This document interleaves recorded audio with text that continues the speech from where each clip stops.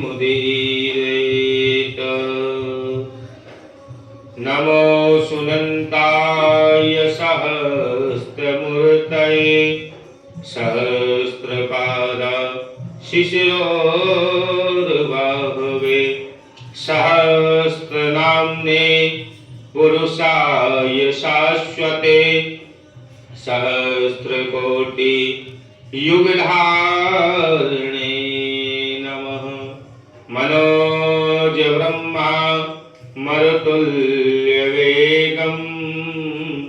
जितेन्द्रियं बुद्धिमतां वरिष्ठं वातात्मजं वा नरयोधमुख्यं श्रीरामदूतं शरणं प्रपद्ये। रामाय रामभद्राय रामचन्द्राय वेदसे रघुनाथाय नाथाय सीताय पतये नमः। राधा राधा रटते ही सब बाधा मिट जाए, कोटि जन्म की आकुला नाम लिए से जाए। राधा मेरी स्वामुनी मैं राधे जी को दास, जन्म जन्म मोहि दीजियो श्री वृंदावन को वास। कीरत सुता के पग पग प्रयाग जहाँ, केशव के केल कुंज कोटि कोटि काशी है। स्वर्ग अपवर्ग यथा लेके क्या करेंगे हम, तुम जानते नहीं हो हम वृंदावन वासी हैं। तुम जानते नहीं हो हम वृंदावन वासी है। वृंदावन को वास भलो, जहाँ पास वहे यमुना पटरानी। जो नित्य स्नान करे प्रभु ध्यान धरे, ताको मिले वैकुंठ जिधानी। गुरुर्ब्रह्मा गुरुर्विष्णु गुरुर्देवो महेश्वरा, गुरुर्साक्षात् परब्रह्मा तस्मै श्री गुरुवे नमः। अखण्डमण्डलाकारं व्यक्तं येन चराचरं, तत्परं दर्शितं येन तस्मै श्री गुरुवे नमः। लक्ष्मीनाथ समारम्भां नाथयामुनिमध्यमाम्, अस्मदाचार्य पर्यन्तं वन्दे गुरु परम्परः। बोलो सद्गुरुदेव भगवान की, भागवत महापुराणे की। आइए आज अष्टम दिवस की कथा में प्रवेश करते हुए बड़े ही भावपूर्वक कथा का श्रवण करेंगे। कल की कथा में हमने श्रवण किया था कि किस प्रकार अश्वत्थामा ने द्रौपदी के 5 पुत्रों को मार दिया और अर्जुन अपने गांडीव धनुष को लेकर अश्वत्थामा को ढूंढने निकल पड़े। और जैसे ही अश्वत्थामा मिला और उसने सोचा कि आज तो अर्जुन मुझे मार देगा, तो तुरंत अपना ब्रह्मास्त्र छोड़ दिया और अपने पीछे ब्रह्मास्त्र को आते हुए देखकर अर्जुन मेरे गोविंद के चरणों में गिर पड़े और कहने लगे, कृष्ण कृष्ण महाबाहो भक्तानां भवय भयंकरा, तमेको दध्यमानाम भवगोसी संसृते। कन्हैया को कांटे से निकालते हैं, लोहे को लोहे से काटते हैं, ऐसे ही अगर ब्रह्मास्त्र को शांत करना है तो दूसरा ब्रह्मास्त्र चला दो। अर्जुन ने अपने ब्रह्मास्त्र को चलाया, दोनों ब्रह्मास्त्र टकराकर शांत होकर नीचे गिर पड़े। अर्जुन अश्वत्थामा को दौड़कर पकड़ के, केस पकड़ के खींच कर लाया। लाखों नर नारी के बीच में बोला, द्रौपदी देवी, तुम्हारे अबोध बच्चों को मारने वाला ये अश्वत्थामा हमारे गुरु के चरित्र पर कलंक है तो ये हमारा गुरु पुत्र, लेकिन इसने इतना निंदनीय काम किया है। लोगों ने कहा, द्रोणाचार्य के पुत्र होकर ऐसा तुम्हारा निष्कृत कर्म, ऊंच निवास नीच करतूती। अरे अर्जुन ने कहा, देवी, हमारे संविधान के अनुसार मृत्यु का दंड भी मृत्यु है। इसने हमारे सोते हुए 5 पुत्रों को मारा, इसीलिए हमारे अनुसार इसको 5 बार मरना चाहिए, लेकिन ऐसा संभव नहीं है। व्यक्ति मरेगा तो एक ही बार। तुम बताओ इसे कैसे मारे?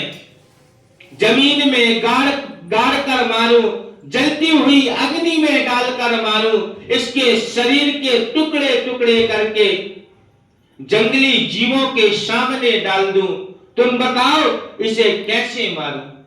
आप विचार कीजिए। देखिए, मेरा गोविंद जिसे बहन कहता है, मेरा कन्हैया जिसे सखी कहता है, कृष्ण के चरणों में जिसे अनन्य श्रद्धा है, उसके मन में करुणा क्यों नहीं हो सकती? द्रौपदी ने अर्जुन की ओर इशारा किया और बोली, मुंजता मुंजता वेशा ब्रह्मणो नितराम गुरु। इसे छोड़ दीजिए, इसे क्या मिलेगा मारकर? अर्जुन ने कहा, क्या कहती हो तुम? इस पापी को मैं छोड़ दूं? अरे जिसने तुम्हारे 5 अबोध पुत्रों को मार डाला, उसे तुम छोड़ने के लिए कह रही हो? लेकिन एक मां ही दूसरे मां की हृदय वेदना को समझ सकती है। आज मैं मेरे पुत्रों के लिए कुरही की भांति रुदन करती हूं, ये तो अपनी मां का इकलौता पुत्र है। और गुरु मां गौतमी क्या रुदन नहीं करेंगी? द्रोणाचार्य की विधवा रोएगी नहीं क्या? और उनको रोने देना आपको अच्छा लगेगा? इसलिए मेरा निवेदन है कि आप नहीं दी, वह आपको दी है। क्या आप यह सब भूल गए? इन्हें मारो नहीं, ये गुरु पुत्र है। अर्जुन ने कहा, इनके मन में तो करुणा आ गई। राजनीति संविधान में करुणा नहीं होती, सत्य के साथ सत्यता का व्यवहार करना चाहिए। इसकी मृत्यु तो निश्चित है, बच नहीं सकता। अब युधिष्ठिर जी से पूछा, आप बताइए इसे मारे या नहीं? युधिष्ठिर जी ने कहा, धर्म ग्रंथों में लिखा है वैसे ही करना। भीमसेन ने कहा, अर्जुन, अगर तुम नहीं मारोगे तो मैं मार दूंगा। ऐसे पापी को मारने से पाप नहीं लगता। नकुल सहदेव ने कहा, मंडले भैया ठीक कह रहे हैं, मारना ही चाहिए इसे। लेकिन द्रौपदी दया की स्वरूप है, वो कहती है मत मारो। मेरे गोविंद द्वारकाधीश बिल्कुल शांत खड़े हैं। अर्जुन ने कृष्ण के चरण पकड़कर कहा, कन्हैया मेरा मार्गदर्शन करो, मैं क्या करूं? मेरे गोविंद ने बहुत सुंदर बात कही, आप इसे सुनिए। अर्जुन, शास्त्र कहते हैं चाहे ब्राह्मण जैसा भी क्यों ना हो, उसे कभी मारना नहीं चाहिए। और बालकों का हत्यारा अगर ब्रह्मा भी है तो उसे छोड़ना नहीं चाहिए। ये ब्राह्मण है, इसे मारने का तुम्हें कोई अधिकार नहीं और ये बाल हत्यारा है, इसे छोड़ना पाप होगा, इसलिए मारो भी मत और छोड़ो भी मत। अब सारी सभा में बिल्कुल सन्नाटा छा गया। पूरी सभा में भीमसेन ने कहा, बहुत अच्छा, आप जैसे 2-4 न्यायाधीश हो जाएं तो फिर कल्याण हो जाएगा। कि आप कह भी रहे हो कि मारो भी मत और कह रहे हो छोड़ो भी मत, ऐसा कैसे करें? क्योंकि पूजिए विप्र सकल गुणहीना, सूत्र न गुण गण वेद प्रवीणा, और परहित सरिस धर्म नहीं भाई, पर पीड़ा सम नहीं अधमाई। अर्जुन क्या करे, धर्म संकट में पड़ गया, लेकिन फिर भी उसको मारना भी है और बचाना भी है। तो मेरे कन्हैया ने कहा कि अगर इसको सभा में अश्वत्थामा की आधी दाढ़ी मूछ दी जाए, आधी मूछ मूड़ दी जाए, आधे सिर के बाल काट दिए जाए और सिर से उसकी मणि निकालकर धक्के देकर बाहर निकाल दिया, अधम ब्राह्मण का यही सबसे बड़ा है। अगर किसी सभा में किसी व्यक्ति का ज्यादा सम्मान है और अगर उस सभा से उसे अपमानित करके निकाल दिया जाए तो वो मृत्यु से बड़ा अपमान है। इससे बड़ा पद और क्या हो सकता है? अश्वत्थामा को तो अर्जुन का शुक्रगुजार होना चाहिए। काम तो मैंने मारने का किया, फिर भी अर्जुन ने मुझे मारा नहीं, केवल दंडित करके भेजा है। परंतु अश्वत्थामा के मन में ईर्ष्या आ गई। मानव का सबसे बड़ा दुर्गुण है ईर्ष्या। ईर्ष्या का मतलब मेरी आंख भले ही फूटे लेकिन पड़ोसी की दोनों फूटनी चाहिए। एक व्यक्ति था, उसने बड़ी तपस्या की ब्रह्मा जी की, बहुत तपस्या की। ब्रह्मा जी प्रसन्न हो गए, प्रसन्न होकर दर्शन दिए और ब्रह्मा जी ने कहा वरदान मांगो।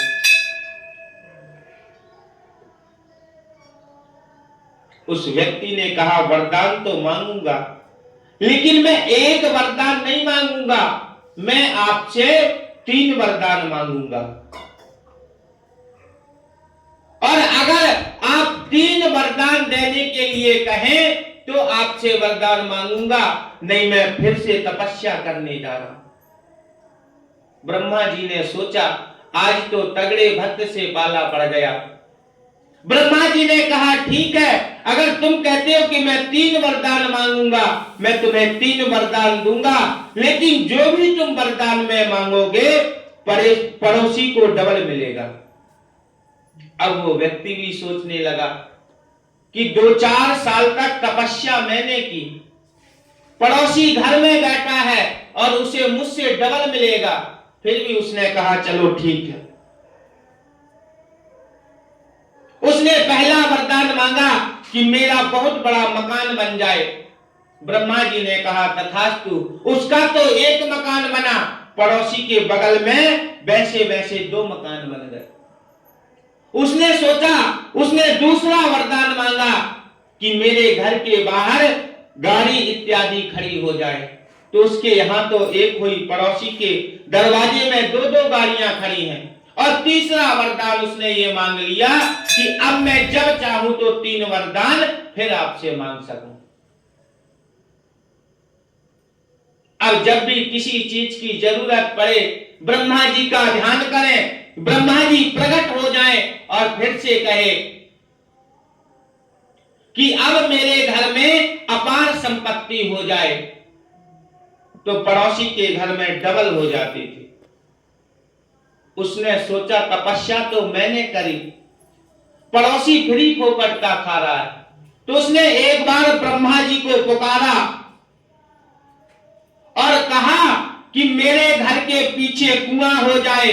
पहला वरदान मेरा यह है, दूसरा वरदान यह है कि मेरे घर के आगे खाई हो जाए, और तीसरा वरदान यह है कि मेरी एक आंख अंधी हो जाए। अब पड़ोसी को मिलना था डबल। तो उसकी तो एक गई और पड़ोसी की दोनों चली गई। जैसे ही घर से निकला खाई में गिरकर उसके प्राणांत हो गए। कहने का तात्पर्य यह है कि हम अपना बुरा होते देख सकते हैं, लेकिन हमसे डबल पड़ोसी का बुरा होना चाहिए। ऐसे ही ईर्षालु के लक्षण होते हैं। अश्वत्थामा ने कहा, इन पांडवों के वंश को मैं निर्वंश करके मानूंगा, इनके वंश में पानी देने वाला भी नहीं रहेगा। अपने आश्रम में बैठा बैठा सोचने लगा, अब इनके वंश में बचा ही कौन है। अरे द्रौपदी के जो 5 पुत्र थे उन्हें तो मैंने मार दिया, अब इनके अभिमन्यु जो था वो चक्रव्यूह में मारा गया। लेकिन फिर उसे बाद में याद आई कि मैंने जब युद्ध के समय सुना था कि अभिमन्यु की पत्नी गर्भवती है, आज उसे 9 महीने पूर्ण हो रहे हैं, उस गर्भस्थ शिशु को मार देता हूं तो पांडवों का वंश निर्वंश हो जाएगा। बस मानव के मन में ईर्षा रूपी विष जब आ जाता है तो उसका चरित्र प्रदूषित हो जाता है। अपने आश्रम में बैठे बैठे अश्वत्थामा ने अभिमन्यु की विधवा पत्नी के गर्भस्थ शिशु को मारने के लिए ब्रह्मास्त्र चला दिया। परंतु श्री कृष्ण अभिमन्यु के मामा होते हैं। उत्तरा ने ब्रह्मास्त्र को आते देखा और दौड़कर कृष्ण के चरणों में लेट गई और कहने लगी, पाहि पाहि महायोगिन देव देव जगतपते नान्यम तद भयम पश्ये यत्र मृत्यु परस्परम। हे गोविंद, मेरी प्राण रक्षा करो, ये ब्रह्मास्त्र मुझे जलाकर भस्म कर दे, उसकी मुझे परवाह नहीं है, लेकिन मेरे गर्भस्थ शिशु को कैसे भी बचाओ। यदि ये बालक नष्ट हो गया तो समझो कि पांडवों का कुल, पांडवों का वंश नष्ट हो जाएगा। पांडवों के वंश में कोई पानी देने वाला नहीं बचेगा। मेरे प्रभु ने कहा, ऐसा निष्कृष्ट चरित्र उस गुरुपुत्र का हो गया, मैंने तो सोचा भी नहीं, ऐसा इसका आचरण हो जाएगा। बेटी, तुम एक क्षण के लिए भी चिंतित मत होना, थोड़ी देर के लिए मातृ भाव अपने हृदय में लाओ। और जैसे ही उत्तरा के मन में मातृ भाव आया तो मेरे गोविंद सूक्ष्म रूप से उत्तरा के गर्भ में प्रवेश कर गए। 4 भुजाएं धारण कर ली मेरे प्रभु ने और गदा को सुदर्शन चक्र की तरह घुमाया और गर्भस्थ शिशु की प्राण रक्षा कर दी मेरे गोविंद ने। एक रूप से बाहर भी खड़े हैं और उत्तरा से कहते हैं, बेटी कोई कष्ट तो नहीं। उत्तरा कहती है, नहीं नहीं, अब मैं स्वस्थ हूं, मुझे अच्छा लग रहा है। जैसे भगवान के सामने जीव की कोई चालाकी नहीं चलती, वैसे ही सच्चे भक्त के सामने भगवान की चालाकी भी नहीं चलती। माता कुंती सब समझ गई, श्री कृष्ण ने मेरे पुत्र वधू के गर्भ में प्रवेश करके मेरे पुत्र की प्राण रक्षा की, मेरे वंश को निर्वंश होने से बचाया। माता कुंती श्री कृष्ण के चरणों में गिर पड़ी और बार बार रुदन करने लगी और कहने लगी, हे श्री कृष्ण द्वारिकावासिन देव देव जगतपते, हे गोपाल, मैं आपको प्रणाम करती हूं। आप साक्षात जगदीश्वर हो, आप परस्पर अखिलेश्वर हैं, आप निर्गुण ब्रह्म ही सगुण रूप में आप मुझे भगवान बताते हो।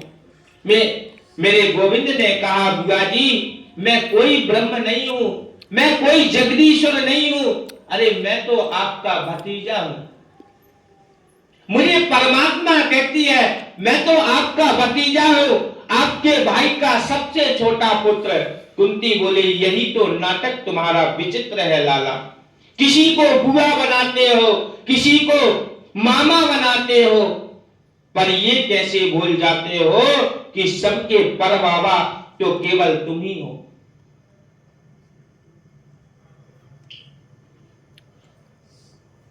सभाजनों को संबोधित करके कहां सुना आपने, बुआ मुझे भगवान कहती है, मुझे परमात्मा कहती है।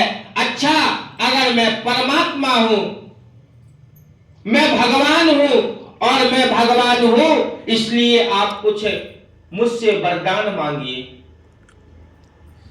जिसके मन में जो आकांक्षा हो वो मुझसे मांगे।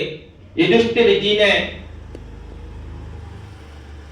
5 पांडवों में बड़े हैं, इसलिए पहले वर इनको मांगना चाहिए। महात्मा युधिष्ठिर ने कहा, गोविंद आज देने को बोलते हो तो एक ही वरदान दे दो। जीवन में कितनी भी परम विषम परिस्थिति आए, मैं कभी सत्य से पीछे ना हटूं, कभी सत्य को छोड़ू नहीं, यह आशीर्वाद दे दो। भीमसेन ने कहा, गोपाल मेरी तो वैसे भी बड़ी बदनामी है,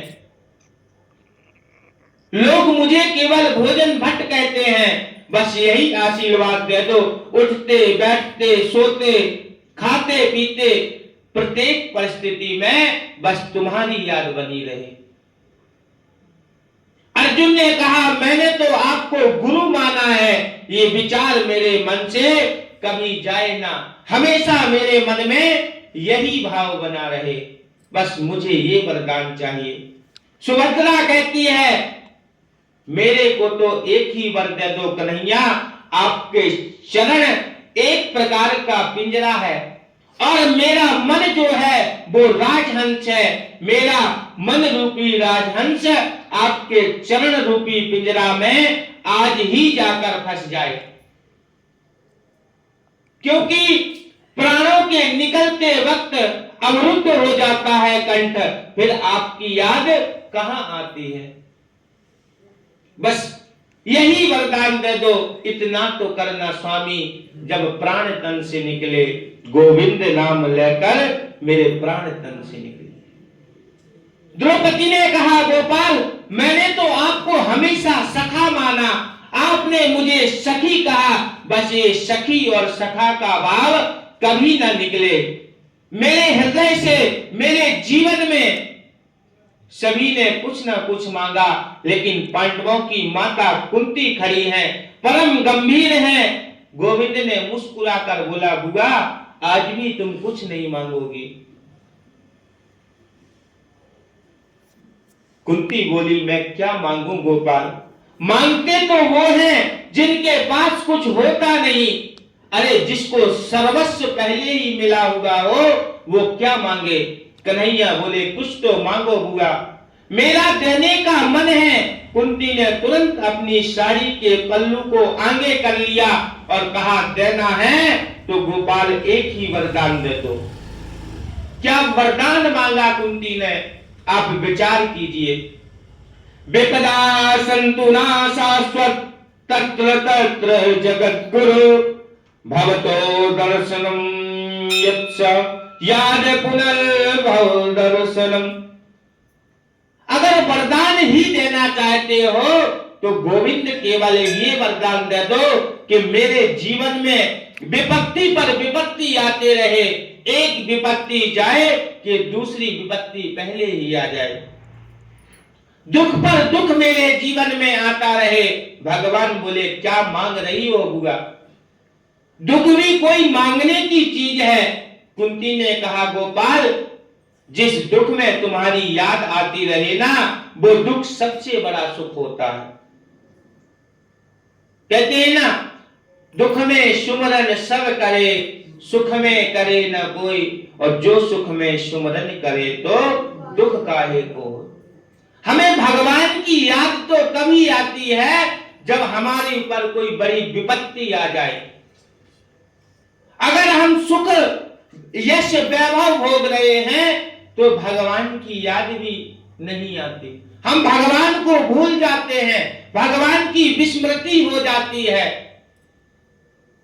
जो मंदिर जाते थे वो मंदिर भी जाना सुख में छोड़ देते हैं, और अगर हमारे ऊपर कोई दुख आ जाए, कोई विपत्ति आ जाए, और अगर किसी ने बता दिया कि पानीपत से 1000 किलोमीटर दूर मंदिर है, वहां मनोकामना पूर्ण होती है, तो वहां जाएंगे। लेकिन जो बगल में मंदिर है, वहां के शिव जी को एक लोटा जल चढ़ाने भी नहीं जाएंगे। इसीलिए माता कुंती कहती है, प्रभु मुझे विपत्ति ही विपत्ति दो, अगर मेरे ऊपर दुख रहेगा तो आपका नाम लेती रहूंगी, आपका स्मरण करती रहूंगी। लेकिन मेरे गोविंद कहते हैं, बुआ तुमने जीवन भर तो विपत्ति को सहा,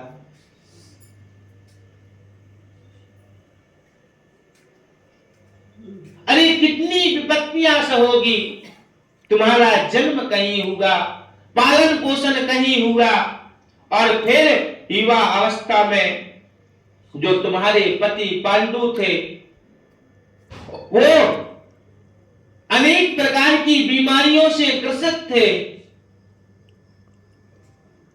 फिर भी 5-5 पुत्रों को संभालना, और उन पुत्रों को ऐसे संभालना कि जिनके पीछे गांधारी के 100 पुत्र लगे हैं कि मौका देखते ही इनको मार डालेंगे। इतनी विषम परिस्थितियां प्राप्त हुई, फिर भी तुम कहती हो कि मुझे दुख दो। लेकिन माता कुंती कहती है, सुख के माथे शिल पड़े, जो हरि हृदय में से जाए, और बलिहारी बा दुख की, जो पल पल नाम जपाए। ऐसे सुख को लेकर क्या करें जो परमात्मा को भुला दे, ऐसी संपत्ति को लेकर क्या करें जो कन्हैया की विस्मृति करा दे। ऐसे दुख को तो मैं बार बार सिर रखना चाहिए जो कन्हैया की याद कराता है, जो मेरे गोविंद की याद कराता है, क्योंकि विपदो नहीं विपदा, संपदो नहीं संपदा, और विपद नारायण विस्मृति, संपद नारायण स्मृति। विपत्ति को विपत्ति नहीं कहते, संपत्ति को संपत्ति भी नहीं कहते। अब गोविंद को भूल जाना ही, राघवेंद्र को भूल जाना ही सबसे बड़ी विपत्ति है, और गोविंद की याद बनी रहना ही सबसे बड़ी संपत्ति है। सुंदर कांड में हनुमान जी भी राम जी से बड़ी सुंदर बात कहते हैं, कहे हनुमंत विपत्ति प्रभु सोई, और जब तक भजन न सुमरन होई। भागवत में लिखा है, भगवान के चिंतन के बिना 1 मिनट भी निकल जाए उसके लिए पश्चाताप करो। और भागवत में तो यहां तक भी लिखा है कि ऐसा नहीं है कि आपको अलग से भजन के लिए टाइम निकालना है। बाबा गोस्वामी तुलसीदास ने कितनी सुंदर बात लिखी है, कर से कर्म करुण विधि नाना, मन राखूं जहां कृपा निधाना। अगर आप घर में कोई काम कर रहे हैं, घर के कार्य इत्यादि कर रहे हैं, घर में झाड़ू लगा रहे हैं, तो हाथों से झाड़ू लगाते हैं, मुख से मेरे गोविंद के, मेरे राघवेंद्र के सुंदर नामों का स्मरण करते रहें। अगर कोई दुकान में बैठा है तो दुकान में बैठना तो उसका धर्म है, लेकिन जब दुकान में कोई ना हो तो सुंदर सुंदर गोविंद मेरे राघवेंद्र सरकार के नामों का स्मरण करते रहे।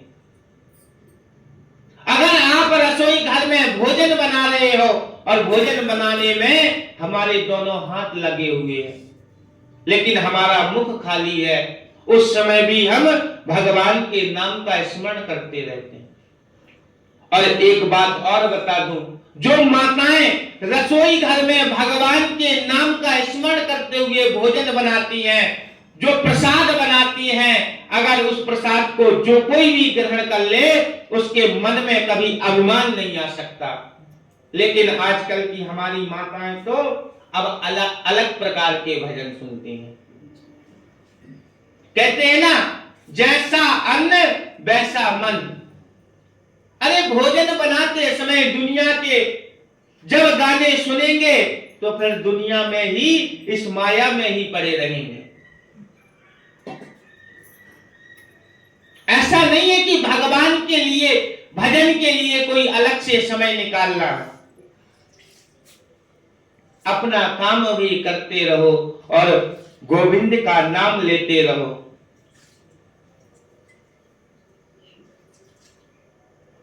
भगवान बोले, बुआ मैं तो दुख अब नहीं दे सकता, बहुत दुख भोगा है तुमने।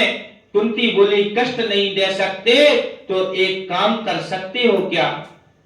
बोली, स्नेह की डोरी को तोड़ दो, ये संसार रूपी स्नेह की डोरी जो मेरा अपना, इस डोरी को तोड़ दो। मेरी पत्नी, मेरा बेटा, मेरा मकान। देखिए, हम लोग कभी अपनी पत्नी और बेटा के लिए भजन माला फेरने के लिए बैठते हैं क्या? मेरी पत्नी, मेरा पुत्र, मेरी दुकान, ऐसा माला में जपते हैं क्या? किसी को देखा है क्या?